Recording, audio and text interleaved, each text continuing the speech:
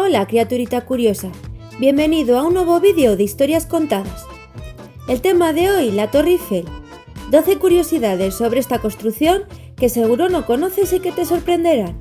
Por eso, quédate conmigo, que empezamos ya.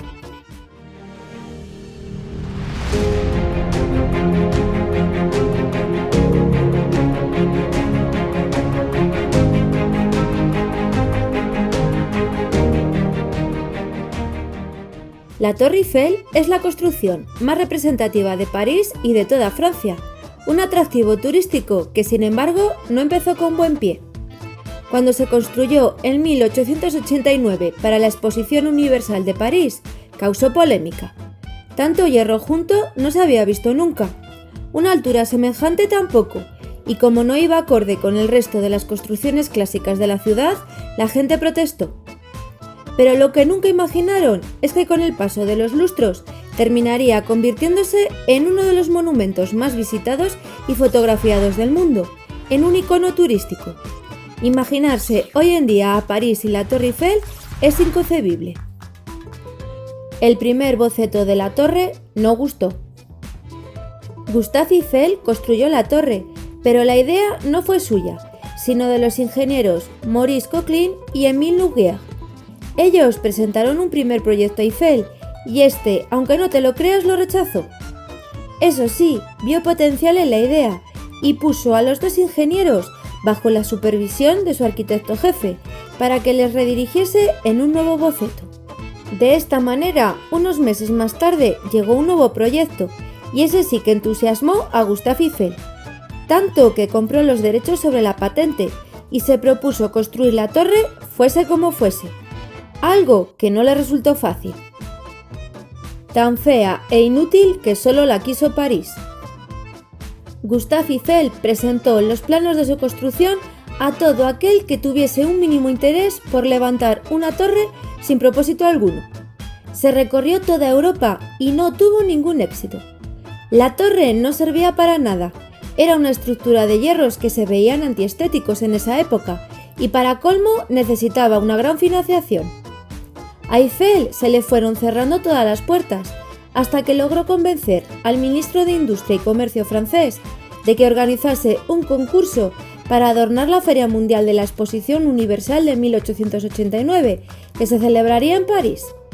Al certamen le pusieron como nombre levantar sobre el campo de Marte una torre de hierro con una base de 125 metros cuadrados y una altura de 300 metros. ¡Wow! Justo las medidas de la Torre Eiffel. ¡Qué casualidad! Pues por increíble que parezca, el proyecto de Eiffel no fue el único que se presentó. Otras 107 ideas de torres aspiraron a ser elegidas. Evidentemente ganó Gustave Eiffel y por fin respiró tranquilo. Enseguida empezó a ver cómo las obras de la gran torre se iniciaban. El precio de la torre. Según un registro oficial, la obra costó 7.799.401 francos, que al cambio serían unos 36 millones de dólares o unos 29 millones y medio de euros.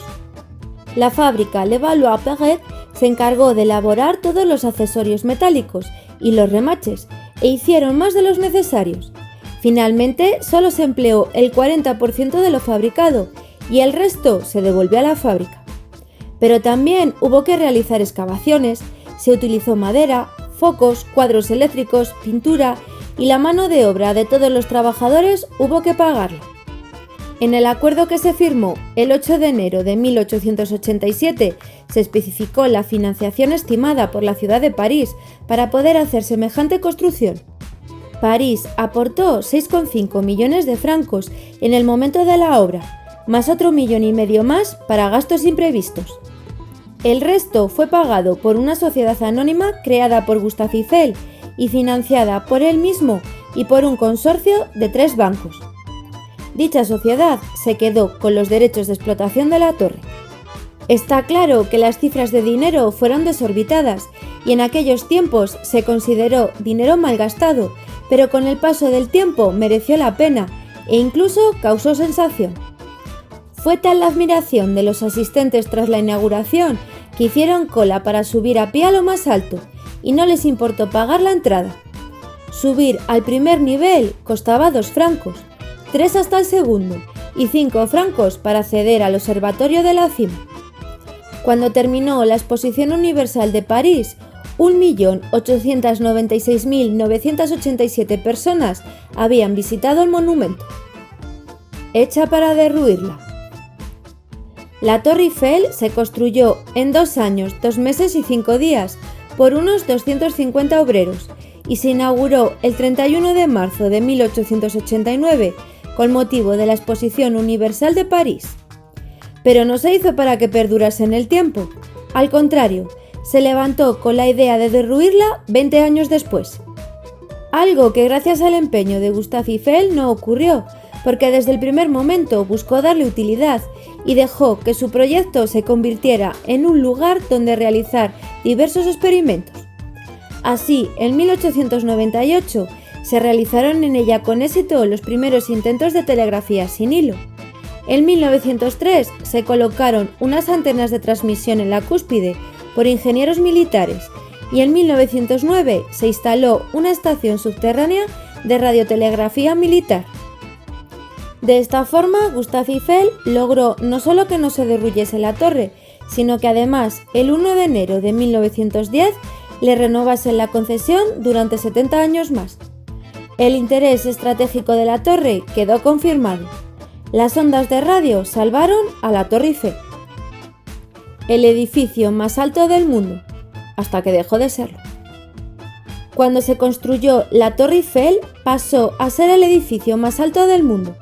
Sus 312 metros de altura no lo superó nadie hasta 1930, año en el que el edificio Chrysler de Nueva York le quitó el puesto.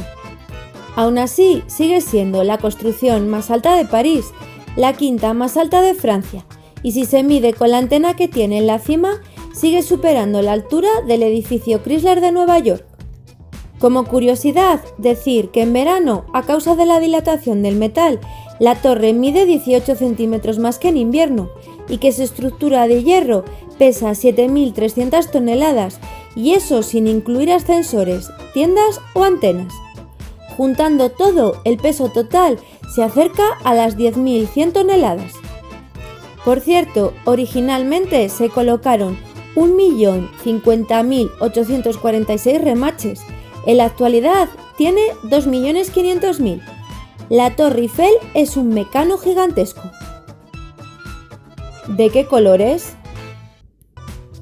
Como la Torre Eiffel está construida con hierro pudelado, se la debe proteger contra la corrosión y cada 7 años se le da una nueva capa de pintura. Y si se hace cada 7 años es porque el propio Gustave Eiffel dijo que así fuese. En sus inicios la pintaron de color marrón rojizo, más tarde de ocre marrón, después con una variación de 5 amarillos, luego con un amarillo marrón y posteriormente de rojo marrón. Y es que no fue hasta 1968 cuando se le empezó a pintar con el color actual, un color conocido como marrón Torre Eiffel y que combina 3 tonalidades diferentes, formando un degradado de más oscuro en la base a más claro en la cima. Este color es parecido al bronce y está diseñado exclusivamente para la Torre Eiffel. Y a estas alturas, ¿te has preguntado cuánta cantidad de pintura puede necesitar? Pues ni más ni menos que 60 toneladas, y en cada lavado de cara trabajan 50 pintores, porque la pintura se aplica de forma manual. Se limpia la capa anterior, se aplica un antioxidante y luego se da la pintura de acabado. Todo con métodos tradicionales que ya se empleaban en la época de su creación y que pueden durar entre 18 meses y 3 años. Si la Torre Eiffel está húmeda, no se la puede pintar, y si está demasiado fría tampoco. Todo debe ser en su justo momento. Una torre con muchas luces. Desde su inauguración, la Torre Eiffel estuvo iluminada. El 31 de marzo de 1889 la alumbraron nada más ni nada menos que con 10.000 luces de gas, el único modo de luz posible antes del desarrollo de la electricidad. Para resaltar su perfil, se instalaron 10.000 farolas, focos en el suelo y un faro en la cima. Unas luces de gas que se emplearon hasta 1900, momento en el que se sustituyeron por otras eléctricas y se redujo la iluminación a 5.000 bombillas. A partir de ese año, la Torre Eiffel vio de todo en cuestión de iluminación e incluso se convirtió entre 1925 y 1936 en un cartel publicitario. André Citroën consiguió permiso para colocar un cartel luminoso con 250.000 bombillas de color que desde el 4 de julio de 1925 anunció la marca Citroën en 3 lados de la torre, con unas gigantescas letras luminosas que se veían incluso a kilómetros de distancia. Pero el señor André no se conformó solo con eso y en 1933 mandó instalar sobre la E del cartel un reloj de 15 metros de diámetro que daba las horas con unas manecillas con forma de rayos luminosos. Lo malo o lo bueno es que en 1935 André Citroën murió y el espectáculo luminoso de la firma de coches se terminó. Lo consideraron demasiado caro. Para modernizar la iluminación, en 1937, en la primera planta de la torre se instalaron 10 kilómetros de tubos fluorescentes y en 1958, en varias fosas del campo de Marte, se colocaron proyectores para iluminar el proyecto desde fuera. Pero la gran innovación llegó en 1985 con un alumbrado que es el que aún se utiliza actualmente y que permite realizar espectáculos o cambiar los colores según los eventos. Y ahora, otra curiosidad más. ¿Sabes que las luces de la Torre Eiffel tienen derechos de autor? Desde 1993, cuando se cumplieron 70 años de la muerte de Gustave Eiffel, la torre pasó a formar parte del dominio público, pero no las luces, pues se instalaron en 1985 y al estar consideradas como una obra artística, tienen copyright. En teoría, hace falta un permiso de la Sociedad de Explotación de la Torre Eiffel y pagar derechos por hacer fotos. La realidad es que todo el mundo la fotografía sin saber esto y nadie les denuncia. Un apartamento para Gustave Eiffel. En el diseño de la torre, Gustave Eiffel incluyó un apartamento en la parte más alta, un espacio privado de 90 metros cuadrados para él solo, cerca de la cúpula, a 280 metros del suelo, pero sin dormitorio. Dicho apartamento, cuando se inauguró la torre, fue un secreto para el público, que nunca pudo acceder más allá del observatorio. Pero una vez que empezó la Exposición Universal, Gustave invitó a ciertas personalidades, como Thomas Edison, y el secreto dejó de serlo. Entonces la alta sociedad francesa envidió al señor Eiffel y llegaron algunas personas a ofrecerle grandes sumas de dinero por alojarse una noche allí. Gustave nunca aceptó. Cuando la familia Eiffel perdió la concesión de la torre, el apartamento se cerró al público, pero por suerte hoy en día puede verse una parte de ese espacio desde el exterior, a través de una ventana, y parece que se ha mantenido tal y como estaba. Lo que sí que no existía en vida de Gustave Eiffel era el bar de champán. Sobrevivió a las 2 guerras mundiales. La Torre Eiffel tiene mucha vida y ha visto de todo, incluido 2 guerras mundiales, de las que salió sana y salva. Tras la primera demostró su utilidad y nunca nadie más discutió su existencia. De la segunda se libró por los pelos. Año 1914. La Primera Guerra Mundial está en marcha y en la parte más alta de la torre, un receptor fue capaz de interceptar las comunicaciones de radio del enemigo, lo cual dificultó el avance de los soldados alemanes sobre París. Un gran logro que contribuyó a la victoria aliada y a la salvación de la torre. Gustave Eiffel fue testigo de ello, de que de repente la Torre Eiffel se convirtió en útil e importante. Sin embargo, en 1940 ni la torre ni el ejército francés lograron evitar la ocupación alemana. Los soldados nazis entraron en París y decidieron izar su bandera en lo más alto de la torre.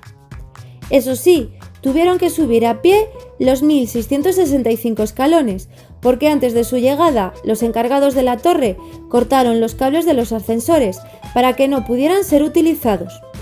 La verdad es que les dio igual. Subieron y colocaron una bandera con la esvástica, tan grande que se cayó y que tuvo que ser reemplazada por una más pequeña. El que nunca subió a la torre fue Hitler.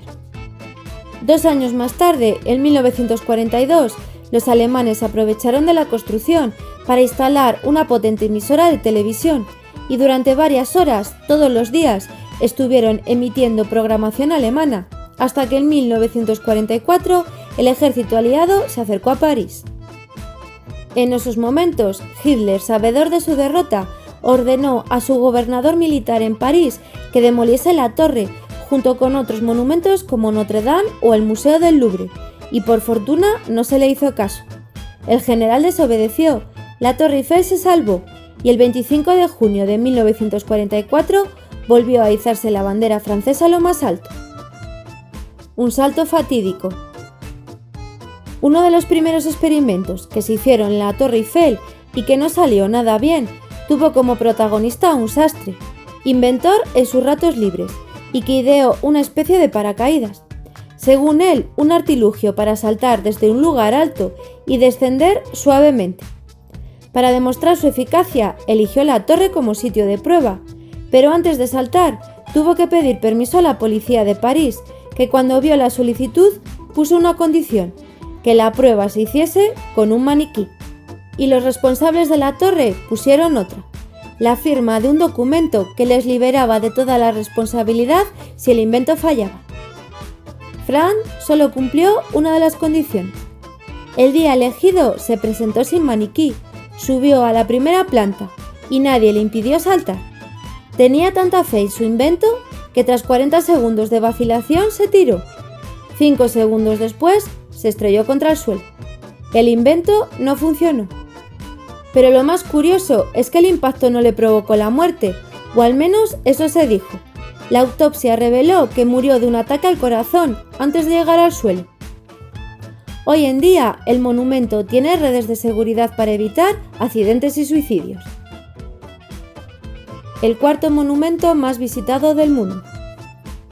Aunque al principio los ciudadanos franceses rechazaron la construcción de la Torre Eiffel, en la actualidad es el símbolo de Francia y tiene una media de 7 millones de visitantes anuales. El 75% de ellos llegan de fuera de Francia. Un gran negocio turístico para París. El estafador que vendió la Torre Eiffel para chatarra. A mediados de 1925, en París vivía Victor Lustig, un estafador en toda regla, que tras leer en la prensa la noticia de que la Torre Eiffel necesitaba ser reparada, ideó el gran engaño junto a su amigo Dapper Dan. Victor se autoproclamó como director general adjunto del Ministerio de Correos y Telégrafos del gobierno francés, y a Dapper lo convirtió en su secretario. Escribieron cartas solicitando reuniones con los comerciantes parisinos más prestigiosos y lograron quedar con 5. A todos ellos les contaron que la reparación de la torre resultaba muy costosa y que se iba a demoler, poniendo a la venta 7.000 toneladas de acero, que serían para el mejor postor. Uno de los empresarios picó, pagó una considerable cantidad de dinero y a cambio recibió un contrato falso de propiedad. El timo salió perfecto, y mucho más aún cuando el señor Poisson, al enterarse del engaño, decidió no denunciar para no pasar vergüenza.